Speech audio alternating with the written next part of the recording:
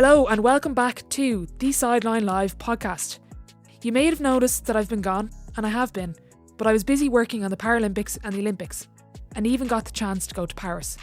But more about that later. I had a brilliant time, but I'm really excited to bring back the podcast. I have loads of athletes and coaches lined up, and I'm looking forward to get stuck in over the months ahead. I'm Orla Keeling, and what I want to do is to go beyond the highlights and the big days to find out what it really takes to make it to the top of your game. I'm going to talk to people about their passion, their challenges, and the mindset that drives success.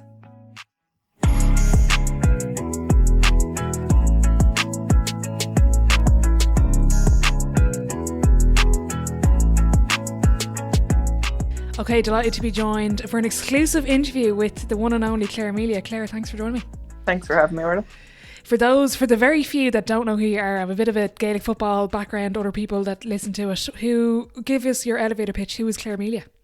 I'm from Monasterevin, a little small town in Kildare. I've played with Irish teams since I'm under 16. I'm currently out playing professionally in Spain at the moment. Very good. I put up a questions list there, or a questions box on Instagram, and Maisie wanted to know, what was your dream growing up as a young kid in Monasterevin? Well, if anyone that knows Monasterevin, it's a small place. We didn't even have a basketball court in the town. There's a new secondary school after being built down the end of our road. It's probably the first one that's been in the town. So that's probably one dream, was to have a court in the town. But I didn't really have much of a dream. I always went around watching my sisters playing basketball and football. I was with my parents going to all the games. Just sort of living the lifestyle of going around to sporting events and that way, but I never really had a dream, just sort of going with the flow. Is that the Claire Melia effect now, that you've a basketball court in the town? Well, I don't think so, because I probably still won't get much access to it. Come here, I'm interested in the Gaelic football side of things. Like, being 6'3", you're like an anomaly on the Gaelic court. Were you just or the Gaelic pitch, sorry, you just like a bear in the square in full forward, catch it and kick it in? I started playing everywhere on the pitch, wherever I was put. Our town is small enough, so whatever players we could get, you were just put into whatever position worked. But no, I love Gaelic football, like, and I miss it loads. I would like to go back to it, but obviously I'm out here in Spain now playing. But no, it's good, like, and getting to play with my sisters as well on the football pitch is good. When you mentioned there's no court in your town, I know your sisters played, but why basketball then? Why was that your main sport, or turn into your main sport? Actually, like, they just played. Say, my sister Sharon would have started when she was 13. She played up in, I think it was at Tulker Rovers she started. Would have played with Sarah Woods and Becky Woods around that time. And then my sister Sinead played then as well, and I was sort of just brought around to all the games since I was a baby, and school games, club games, everything. So sort of just part of my life. Yeah, it's like osmosis. You're just at it, so you may as well play it, like. Yeah. In terms of then growing up, like, obviously your sisters would have been big role models, but from an encore perspective, was there anyone particularly, maybe Super League or someone that you would have modelled your game around, or any role models that you would have loved watching? No, not really. Like, as I said, I would have went and seen my sisters playing. My auntie was involved in playing basketball, and she's grown up, played for Tom Collins. He was in teaching in the school in Monasterevin.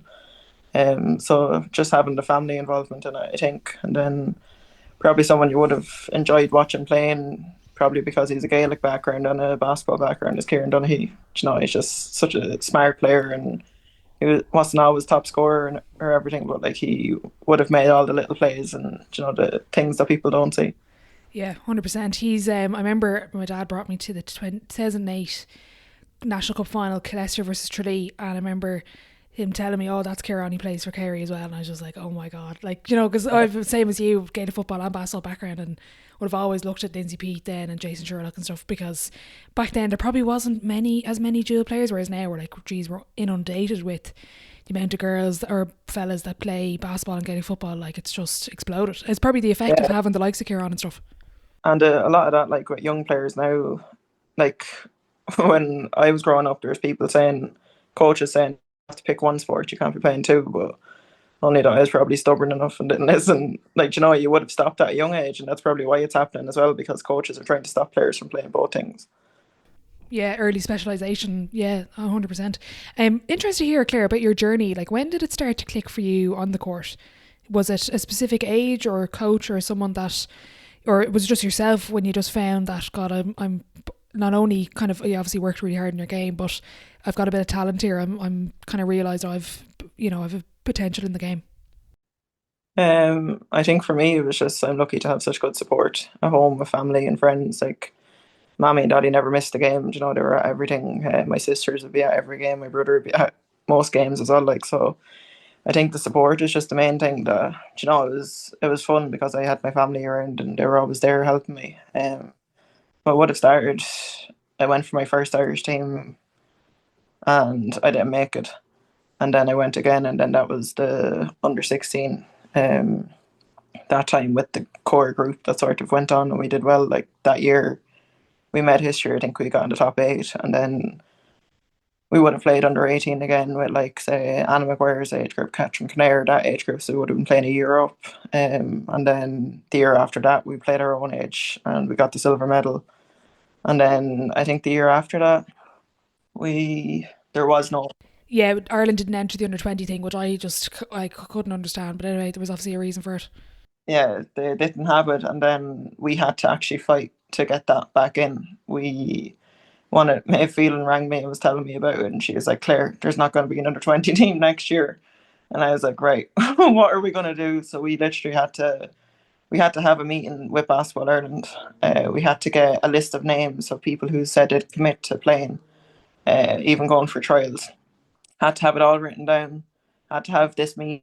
So whoever said it had to go on this call with, I think it was with the EPC at the time. And they went through each player that was on it and asked, "Are you committed to playing?" And we all said yeah. And that was the only reason that team was brought back in. So only Maeve rang me that time to tell me, you know, we wouldn't have got the bronze medal that year. And it's because we fought for looking to want to represent our country. And we would have had, like as you said, the bronze medal, but then the girls that went on to play Division A basketball, then I know COVID actually kind of prolonged it in the sense that we actually got an extra year of it. I know the European Challengers were 2021. Technically, it's not a European Championships, but girls still got to play in the A division of the Challengers, or whatever it was actually called. And then because there was no promotion or relegation, we got another year of it. So not only did we win a medal, but for the longevity of being in Division A basketball, without that happening, we wouldn't have been at that level, which is Yeah. is now probably built the foundation of what the senior team is now. You look at 5 players from that under 20 team in 2022 that played Division A basketball against Spain and all these big nations that we'd love to compete against. So, like, just talk to me about that core group, actually, if you don't mind. You made history. You made history at every level that you played as that group of 99/2000s. Did you realise at the time, when the group got together at under 16, you broke, as you said, you made history making the top 8 for the first time, beating GB when GB thought they were through, which was a bit mad. What, like, did you realise in that time, like, we're really talented? Was there any moment, even in the process, that you were like, geez, we've really a chance here doing something special? I think with that group, it was just everyone got along so well. Like, in a way, we knew when to be serious, but we knew we needed to go and enjoy it as well. Like, the crack and the laughs that we had with that whole team. Like, there was no little groups, there was no divides, there was no cliques. Like, everyone was always together as a unit, having a laugh, like making fun of each other, but everyone is the same, so you knew it was only a laugh. And then just going out on the court, like, people played as a team. I think just with the under 18s, I think, like, Tommy O'Mahony and Niall Berry put in, sort of made a point as well, that was a team performance, to stay as a team and work together as a team. And I think that's what helped us with our success, was that we were a unit, a strong unit as well, on and off the court. Speaking of that under 18 competition, it was in Dublin. I don't know if there's been a European Championships that has been the same kind of buzz around. Like, it's very hard to, when we're playing abroad, you go to, like, all these countries and stuff, and there's parents and stuff, but to have so much of the basketball community in the arena for the Irish games when it was here in Dublin at under 18 level, what was that like as a player, to walk into the arena at under 18 and Like even despite the success, just having the support there from the community. Yeah, to be honest, well, for me personally, when you're playing the games, you didn't notice the support. Do you know the how loud the arena was at that time? Like until you watch back in some of the games, I was like, God, it was loud enough, wasn't it? Do you know, you don't realize it when you're on the court playing. But it was just like it's always something that comes straight to my mind. You know, when someone talks about say an achievement or something, the most memorable thing in your career or whatever. Um, I suppose as well, like up along from under 16, our parents had to fundraise for us to play for Ireland and pay for everything. If we were going to stay in hotels, they were paying for that. They were paying for gear. They were paying for the management. There was a lot in it. And then like going from the under 18s up to under 20s, it was still happening. And then we got to the senior team, and James Weldon got a sponsorship from John Fitzpatrick with Gotham Drywall from New York. And like when we went to the small countries in Cyprus that time, it was probably the first time I was ever away with an Irish team where I didn't have to take my purse out of my bag to pay for anything. And like just going from under 16 the whole way up, like, and your parent, like now we're terribly lucky to have our parents that were able to support us that way. There's people that wouldn't have the opportunity for that. But for John Fitzpatrick and Gotten Drywall to be able to support us and sponsor us that way, it makes a bit huge difference when you're after experiencing going up the whole way along. Yeah, I was actually only saying it to James there the other day about even having the summer games, having the friendly series, the Gotham Drywall series at the arena, and I know it was in the Obla Hall before. Not only is it brilliant for the group to obviously get more games and experience and being able to, as you say, not having to pay for that as well, but also for the community and for the younger girls to be able to go and watch the likes of yourselves play in the summer and play the likes of, you played Estonia previously, Denmark, all these countries that we're looking to aspire to be. Like, I think from a community standpoint, and I always think about that saying, can't see, can't be. I think the summer games have nearly been as positive as anything because the whole community are getting behind. And even I thought we saw the effect of that the last day in the arena, because I've never seen the arena so full of younger girls watching yous play. And even at the end, there was a great picture of Adele just swarmed with young girls wanting autographs. Like, what's that been like to see for someone that like yourself that didn't have a senior team competing at the European level as a teenager, now being at that stage and having those games for the younger girls to see you play?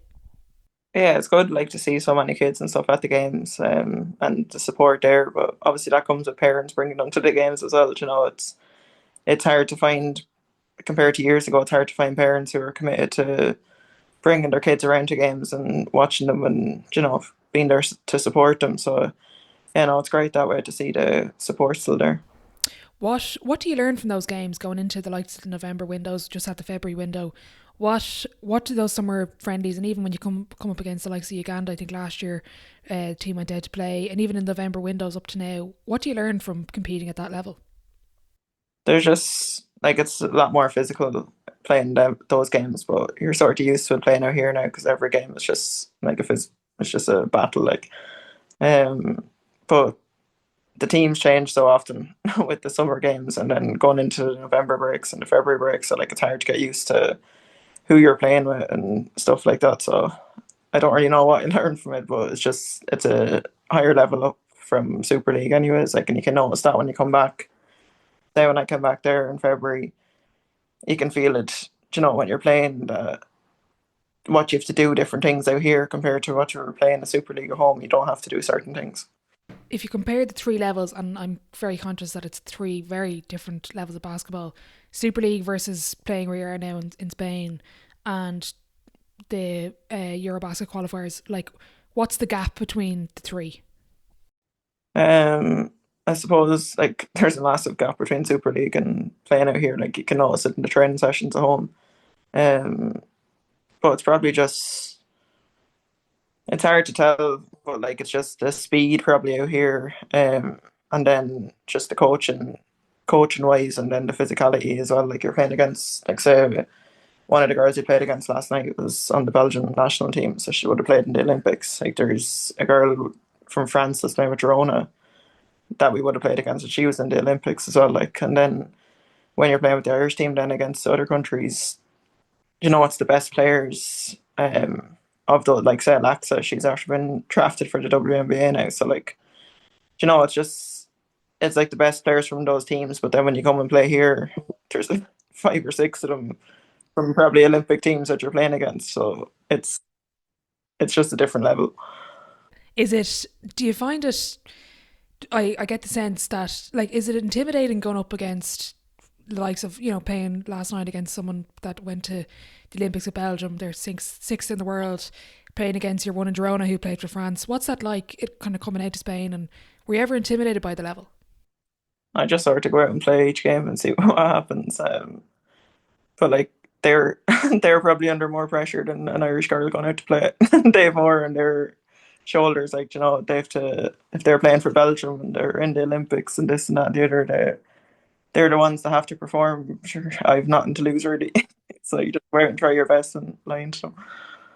What's the perception when you go to Spain, like, of Irish basketball? What do people, even when you chat to people of other nationalities as well, that when they look at Irish basketball, like, what do they think of it?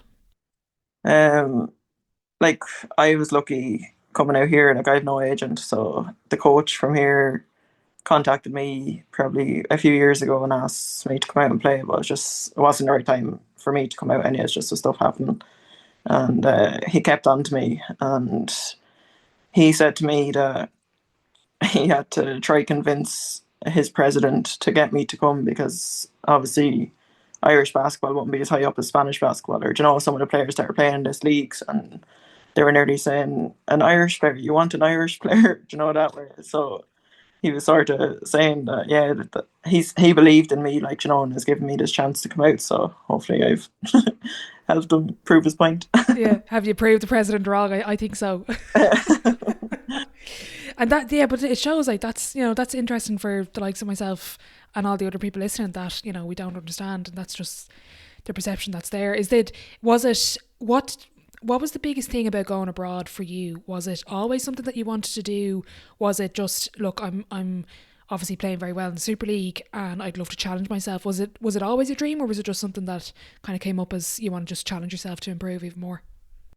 No, it was probably never really. You would have joked about it probably at home because you never think, someone from little old Monasterevin would be out playing in Spain, or even going and playing around Europe with the Irish team. Like it's just like when I went to America that time, I only decided in the May, I think, that I was going to go, and that I had to be out there in the July. So like there was no time in between it. And then it's probably more so people saying it to you, you should go and try this, you should go and do that, and then it puts it into your mind. Maybe I should go give it a chance. But then obviously things in life happen, so it just you just forget about it and focus on the more important things. And then when Lino contacted me again this year, I was like, it just felt like it was the right time to go and try it. And Rachel Vanderwall, who played with UL, she actually played for Lino before, and she had contacted me to see would I go and play for him. Like that, he's a really good coach and he's a really understanding person, and he is. He's a when some coaches say, "Oh, they care about you as a person and they care about this and they care about that," and then you go and they don't. But he's an understanding person. He understands there's more to life than basketball, and he cares about his players. Was that the biggest thing you were looking for? Like, I get, beyond just on the court. I know in America it was kind of similar. You walked away for different reasons, but you look for an opportunity or a situation that it's more about off the court as well as on the court. Yeah, like I think it's important to be enjoying what you're doing. Like, you could go somewhere just for the sake, like say if I stayed in America because it was in America, like it's people think that America's the be all and end all, and it's not. Like, and like I was being treated okay out there. I was getting court time. I was playing well for them, whatever. But it was just hard seeing teammates and friends upset at the age of 18 and 19, while they should be enjoying what they're doing. But yeah, it would be a big factor for me.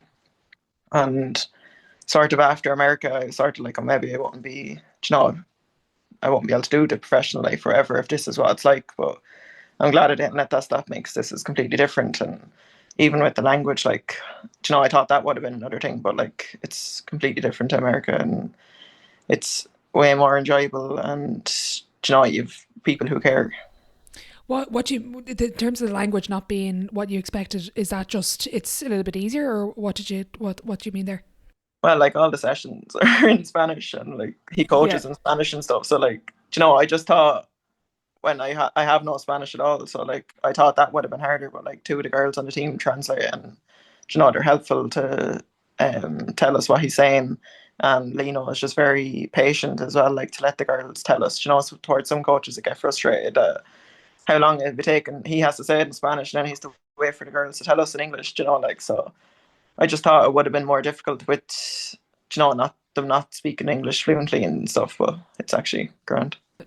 What's the schedule like training wise? I know you're training later on today, but is it two a day training sessions most days, or? Yeah, so it depends on when games are. So obviously with the EuroCup now and the Spanish League, we probably have 2 games a week.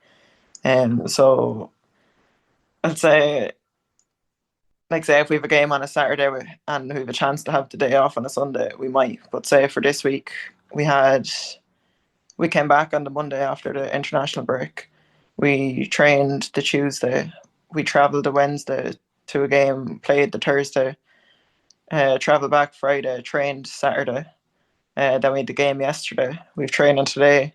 Tomorrow we've training in the morning, and then after training we have 3 flights to get to Sardinia for the EuroCup game. We train Wednesday, we play Thursday, we've 3 flights back Friday, and then we play again Saturday. So like it's just every week is different. But when it's the EuroCup and the Spanish League, that's what a week is like. Oh my god. Oh gee, I don't know. How do you stay so fresh mentally? Like, is that yeah? How do you stay so fresh mentally? I'm asking you like 5 questions at once here. I don't think you have time to think. Like you just have to get on and go. Like you've say we had the game yesterday. Now we've the game Thursday, and we're leaving tomorrow. So you just have to go train and get on with it, and you don't really have a choice.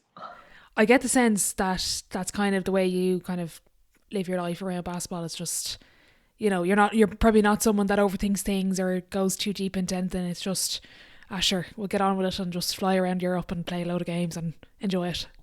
Yeah, like we lost yesterday. Like there's no point thinking too much about it because it's done. Like it's gone, so we can't come back and win the game. Like so, you have to just move on to the next game. What's it like? Give us an insight into so you're current, sorry, just to set the scene for people that don't know. You're playing top Spanish league and the Euro Cup as well. So that's basically like the FIBA Euro Cup would be probably, is it the third tier in Europe? Am I thinking Euro League, Champions League, FIBA Cup? Correct me if I'm wrong. I think it's just your league and then the Euro Cup. Okay, right. Yeah, I think that's the way it is. Okay. And what's it in terms of then the FIBA Euro Cup? Is that kind of like National Cup but for Europe? So there's a certain number of teams from each country that enter, is it? Yeah, so there was qualifiers. So we started in September where we played a qualifying round against a team from Italy. So we would have played a game there and then a game here. We won that one, and then I think it went into the group stages. It feels like it's that long ago. It's hard to remember it. And then we would have played in our group was Galatasaray, a team from Portugal. I can't even remember now. Anyways, there's 4 teams in the group, so we would have had to play each team home and away, and then after that we went through to the next round. It just continues on. You play home and away, and now we're in the quarterfinals for it. So we go to Sardinia to play there on Thursday, and then Thursday week we play at home here. And how many other Spanish teams are in the quarterfinals? I think there's only one other one. Girona, I think, is the other team that's in it. Okay. And is there, in terms of the other teams then across the country or the countries, there's one from Italy, one from Spain. Where are the rest? I'm just interested in like the spread of where the teams are from. There's one from Italy, 2 from Spain, and then I think there's Turkey, France. Now I don't know all the teams. I just you just go out and play it. So, uh, Yeah, fair. No, just interested. Like, who's like it was yourselves. Were you expected to come out of Spain and kind of do that at that level? I don't think so. I think it was a shock nearly for like ourselves and then the club as well. Like I think it was just like when I signed, I didn't even know there was a Euro Cup until I saw it on Instagram in August before it was coming out. So we didn't even know we were playing in Euro Cup.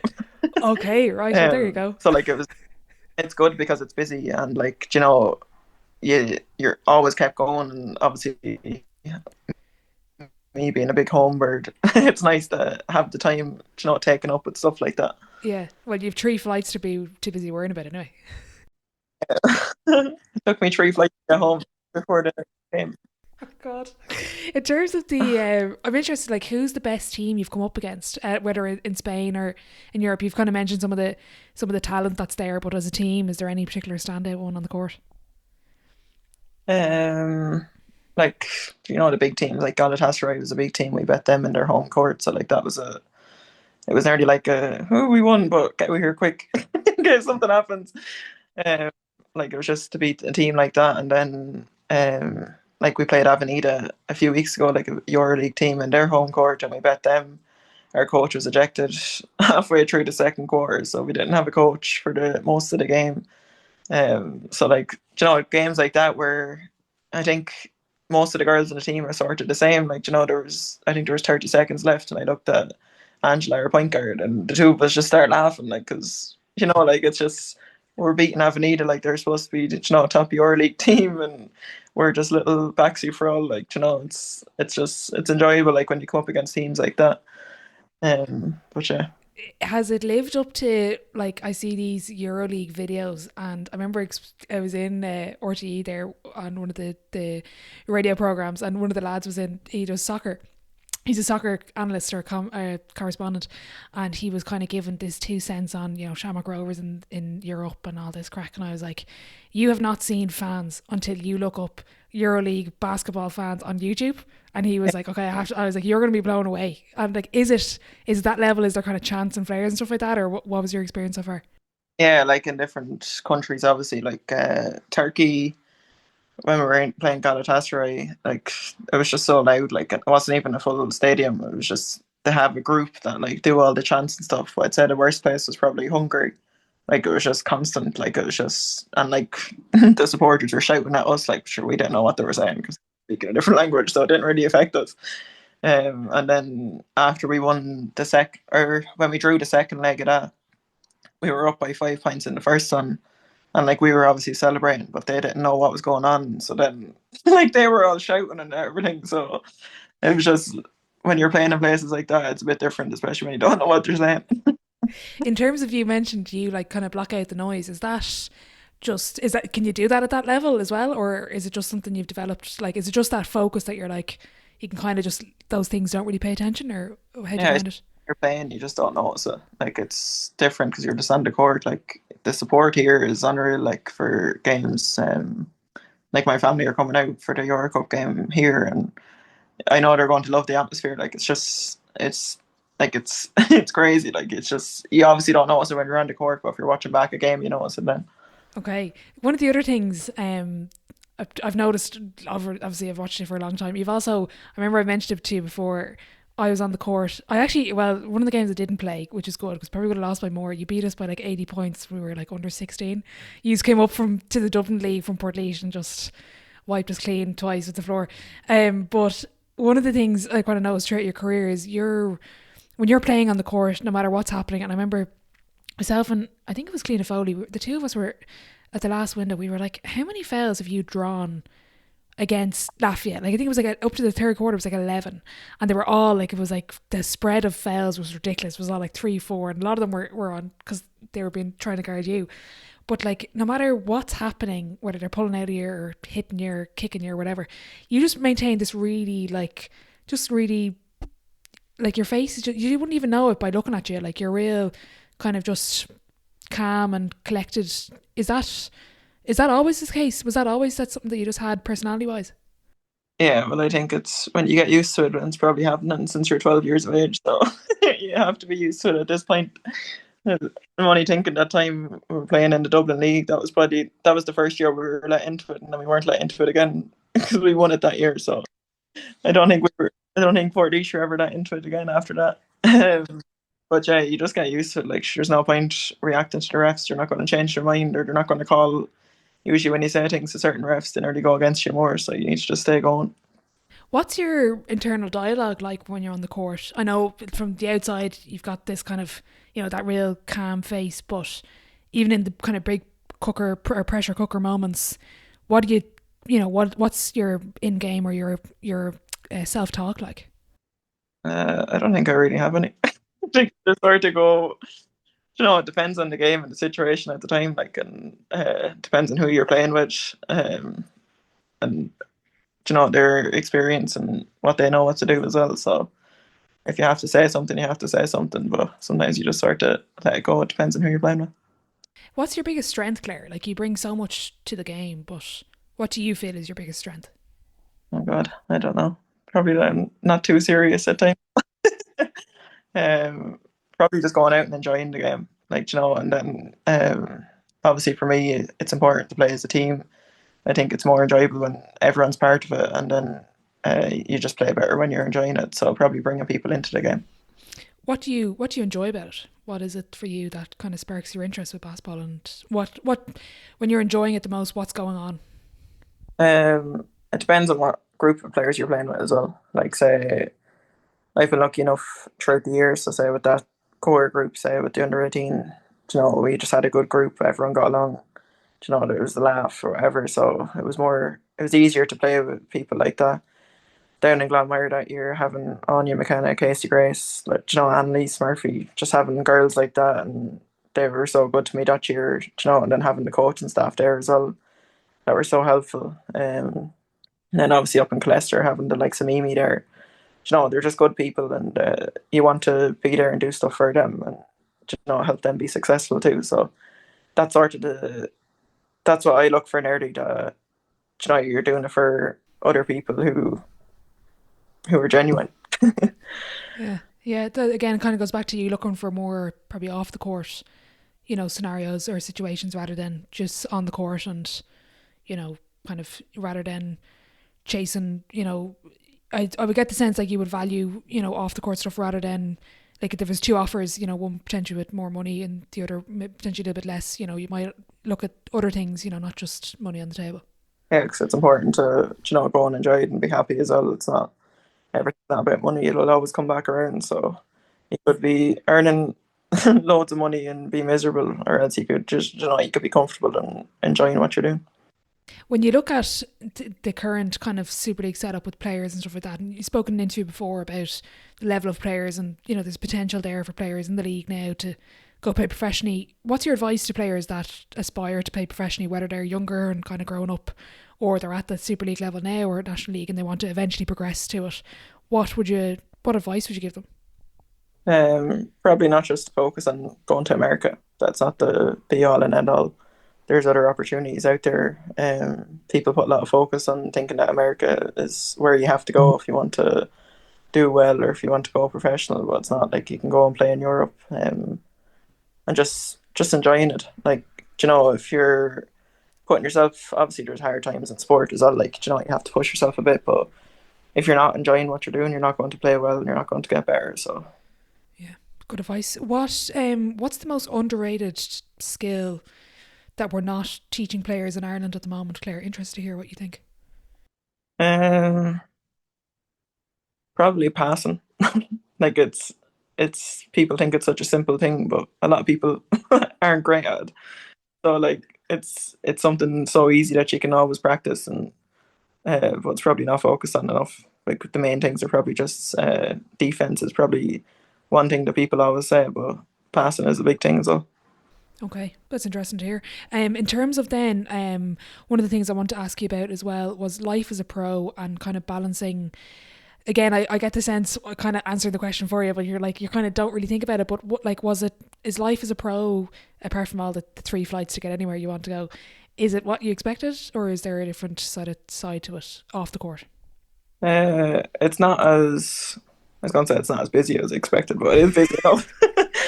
But like it's just your job. So like, you're getting up and you're just going training. Like, towards a home, you're working a full day's work and then you have to go train that evening. Like, here you could have training from 12 to 2 and then 6 to 8, and that's your work, like, done that way. So like, when you enjoy basketball so much, it's not work. It's just a training session, and you're just going and you're just doing what you love to do. Um, but yeah, no, it's good. Like, and I'm glad I came out and tried it.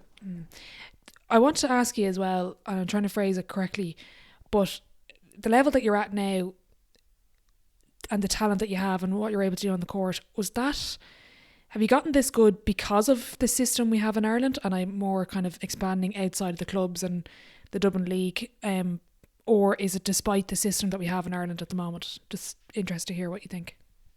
It's a tough question. Um,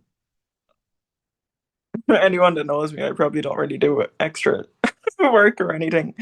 Even out here, when there's extra sessions, I do. Like I said today, there's an extra lift session, and you can go if you want. Like it's voluntary. If you just have to let the strength and conditioning coach know, and I just text him saying I won't be there, and he just texts back saying I know.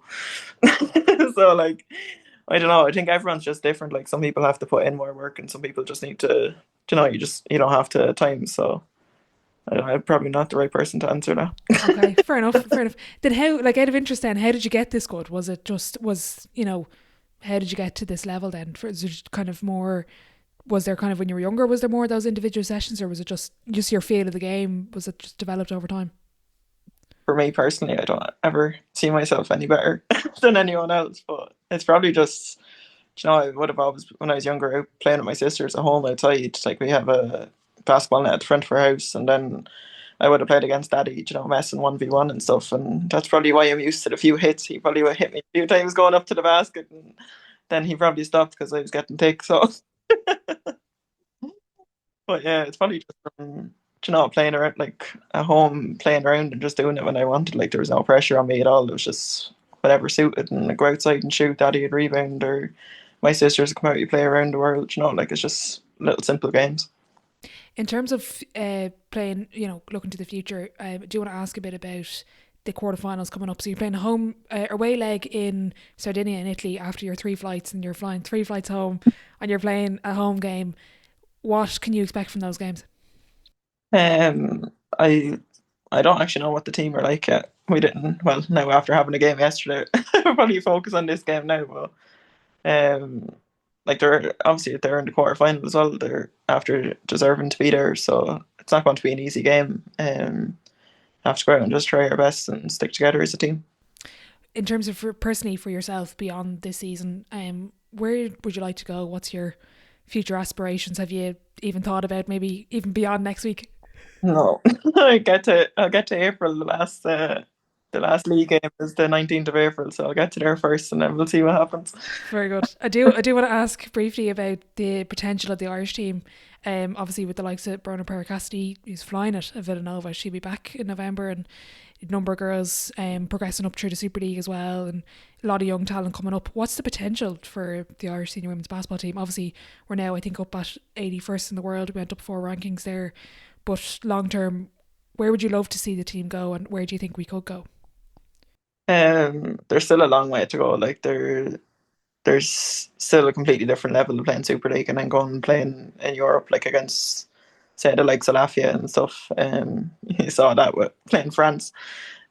So there's still a long way to go with younger players, and it's probably more of people getting better basketball IQs and better situations, better decision making and stuff. Like you can't just put your head down and drive to the basket. You're not going to get an easy foul that way, in Europe. So I think there's still a long way to go with it, but it's improving. I'm going to move on to the sideline 7. It's the same 7 questions at the end of every episode. Question 1, Claire. I don't get a sense you're big into quotes. Maybe I'm wrong. What's your favourite quote? Yeah, I'm not that big into them, but Daddy would always say, don't ever think you're better than anyone else, but don't let anyone think they're better than you. Very good. What's his sport and background? Sorry, I meant to ask that. Daddy would have played when he was younger, just at home. Like with that time, it would have been mixed because there wasn't that much basketball again in Monasterevin. So he would have played with his sister, and there was a mixed team sort of that they would have competed in. He'd probably kill me for this now, but I used to do a bit of Irish dancing too. And then they would have played Gaelic football as well. So I think they just sort of jumped into everything that they could as well. Okay, interesting. He seems to have a good perspective on things. Like I had another 9 written down. I think it was an interview he did in the Irish Times before. Daddy always said to me that it is still a wooden floor and a basket at either end, and you're still playing a girl with two arms and two legs. And I always keep Yeah, you know, that in my head. That was, I think, when you went to America. So like that was fairly early on. He gave you solid advice that you still use. yeah, it's simple stuff, but it works. Like, and he's right with what he's saying. Question two, Claire, best sporting event you've been to, and you can pick one as a fan and one that you've played in. Um, I actually haven't been to many sporting events other than probably cup finals and stuff. We're probably the ones that we've been part of was probably just the under 18s in Dublin that time, just hearing the support that we got that time. Very good. What's the biggest setback or challenge so far in your career, and how did you react to it? Sporting wise, probably like injuries was my ACL. I did it 2 weeks after the Europeans in Dublin that time. Oh, right. I didn't realise. Yeah, so it was just 2 weeks after that, and then I went and played a tournament on it the weekend after because the physio told me it wasn't my ACL, but it was. And and then probably outside of injury wise, it's probably just the loss of Mammy. Like, and that year, I was down in Glenmire, and I was lucky that I'm glad I was down there that year because having the likes of Anya and Casey Grace and Dora and Annalise, like you could say going, name them all, Mark, Jimmy, Timmy, Connie, you could say going, they're great people and they were great support that year. And it was what we needed. And then to go on and do the triple as well. Like when we won the cup final, we were going back down to Cork after, and Anya McKenna suggested calling into the grave on the way back down. So like the whole team stopped off at the grave in Monasterevin and went in and got a picture at the grave. And it's something you always remember. And my aunties and my cousins put candles the whole way up to the grave, and it was just really nice, like, and something that'll always stick in my mind. Wow. Like, yeah, that's very powerful. Question three, or question four, sorry, your biggest achievement on or off the court?